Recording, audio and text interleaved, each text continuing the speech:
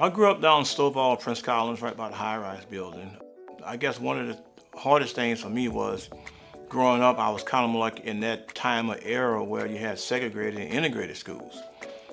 I went to an all-black school up until second grade, and then I went to integrated school in third grade. So coming up, basically, we didn't play any organized sports besides baseball. But as I got a little older, I had to really sneak away to go play with the Rebels, Martin Falls and Joe Waits and all those guys. Because you got to realize, we're talking about the early 70s, and it just was a few years before that basically integrated schools. So the race relationship really wasn't, I guess as a whole, wasn't that bad, but I never experienced anything on the team when it came down to anything dealing with race. I became more familiarized with football compared to baseball. Baseball, you need a bad glove and need a field to play on, you know. So football was something that we would call sandlot football. Would go in the park, I think Scotland Street Park, and play like flag football, sometimes tackle football. They asked me a question back when I was in 8th or 9th grade. I said, well, you know what, I wanted to be a policeman, which I was at one time when I was at Nicholls. I wanted to be a fireman, which I did become a fireman. And I think I said I wanted to be a professional athlete. I can't remember what sport it was.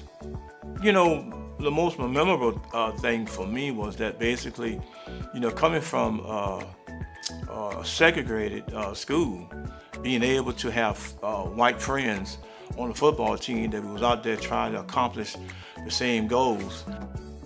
Carr, who is a council member of District 2, and my older brother, who is now deceased, those guys would get me in the backyard and play on their knees, because at that time I was a little kid, and they would drill me and run, because they saw something in me that I didn't see. First year that was Terrebonne B.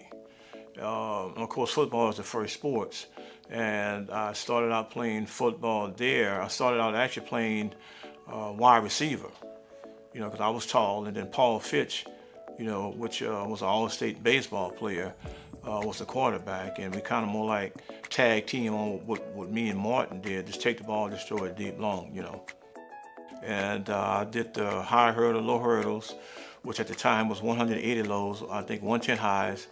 I used to do the high jump and also run the mile relay, and sometimes long jump and triple jump. I guess I was more a humble guy. I knew I was good, I just didn't realize how good I was until later on, more like my junior, senior year, when I started getting, you know, be recruited to go to the next level. The intention was to go to Baton Rouge and be a Southern Jaguar. So lo and behold, the Bayou Classic in New Orleans, Southern plays Grambling, Southern lose a game, the next day they fired the coach. So at that particular time, I said, well, you know what, I mean, they still was going to honor the scholarship, but I was going to be playing for a guy that really didn't actually recruit me.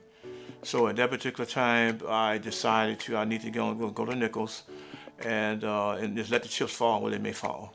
I mean, looking at the success I had there at Nicholls, I don't know if I could have been that successful in any other school. I think that in the long run, it was the best choice for me. Most people don't realize this, and I'm just going to put that out there now, is that when Nicholls signed me, they told me I'd never play defensive back again. So we're going to put you on the wide receiver side, and actually my first year, I played wide receiver. And middle part of my second year, they moved me to cornerback.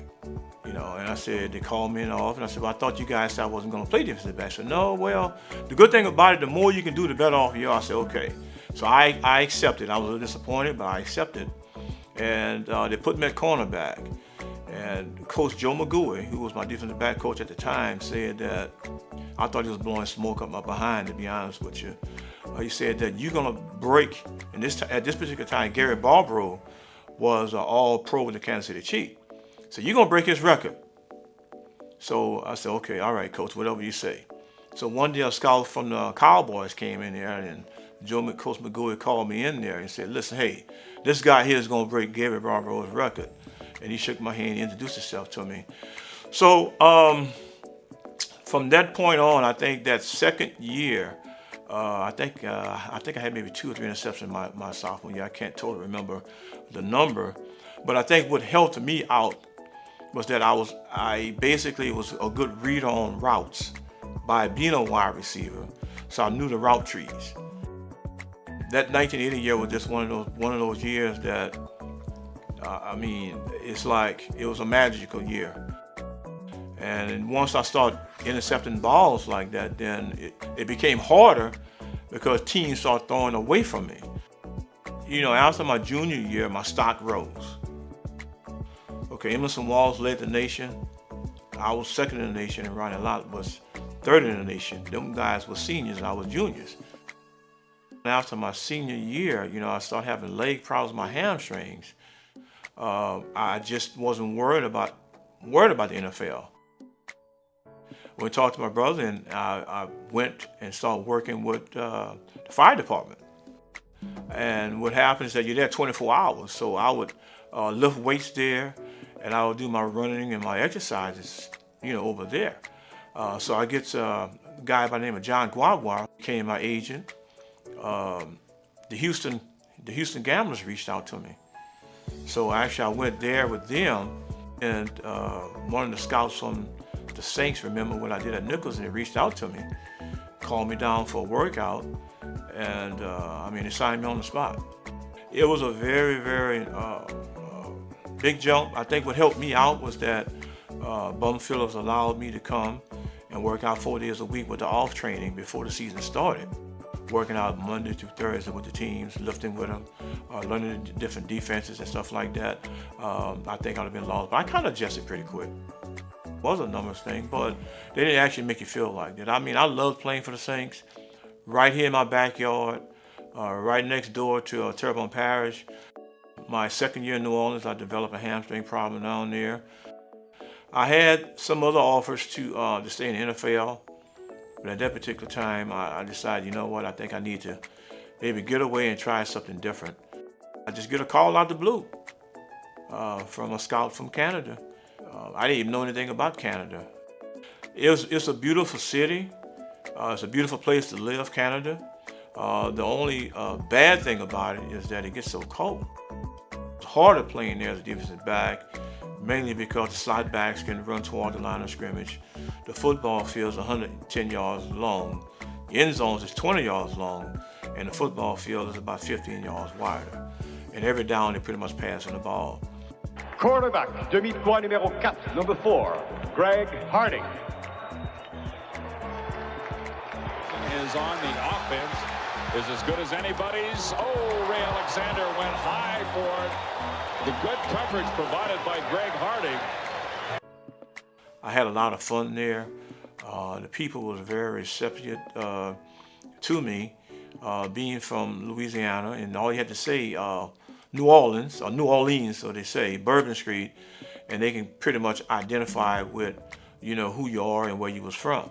And of course, the reliable Rocky DiPietro. So from their 28, Kerrigan comes out throwing.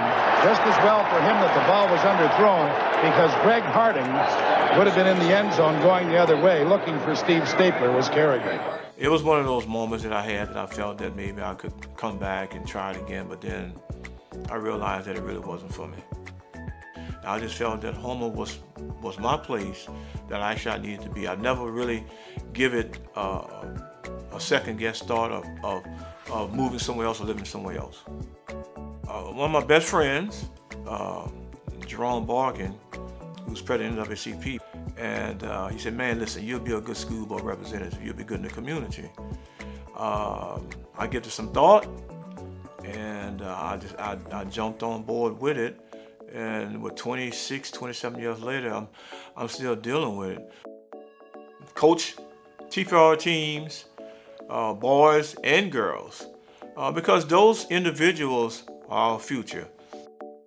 My mother is living. She's 88 years old. Thank God for that.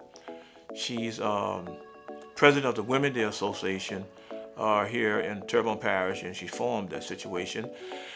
I have a total of 5 kids, 3 from previous. And my daughter Shakira went to Tulane University, played there, got her undergrad and also her master's of Tulane. And now this May she'll be getting her doctor's degree. And she was selected, she was one of 9 students that have been selected to go to Duke University to do her residency. My son Gregory is a senior at Terrebonne High. He's running track. He's playing football. He's finding his way through. He's getting a couple looks at, he hasn't got in office yet, but he's getting a couple looks and a couple inquiries from teams. My wife Sharon Piku Harding, she's the controller. I mean, I just go out and make it happen. She makes sure that everything is organized, pretty much put together. She taught school for about 7-8 years. And then she's a counselor, a private counselor with dealing with kids that having behavior problems. I'm satisfied. I'm satisfied with the accomplishment that I have done. And like I stated earlier, maybe my pro career probably could have been better. That's the way it goes. Some things you can control, some things that you cannot control. I've had a ton of coaches that basically, pretty much helped me along the way to get to where I'm actually at. And each one of them brought something different. My career might not have been the way I wanted to have been. I would have liked to have played maybe 10, 15 years. But I knew at that particular time that I've accomplished what I set out to accomplish, which going back and look at the percentage, you're talking about maybe 2-3% of college guys even make it. So I'll beat the odds.